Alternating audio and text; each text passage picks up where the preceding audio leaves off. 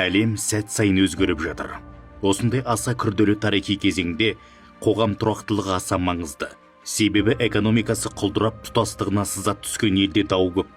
Өз қолынан өз ырқы кеткендерді сырттағы жауда кез келген сәтте талап тастауға әзір. Ынтымағы ыдыраған, өндірісі тұралап, ғылымы дамымаған, айтысып тартысқан талайлар өзгелердің жемсауында кетті. Ал тарихи тамырынан ажырамай, ұлт пен ұлысты ортақ мүддеге ұйыта алғандар мұратына жетті.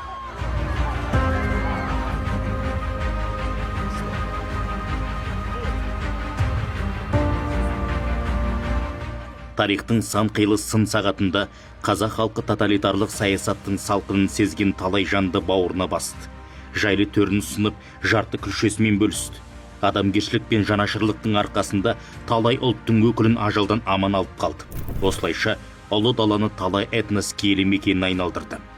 Өсті, өнді, салт дәстүрін сақтап, дінін ұстанып, бірлікті ту етті.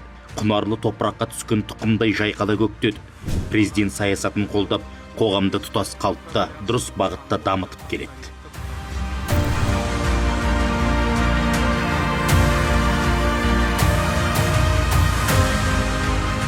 Бірлігі жарасқан, миллионнан астам тұрғынды бауырына басқан Шымкент қаласында 17 этномәдени бірлестік қызмет етеді.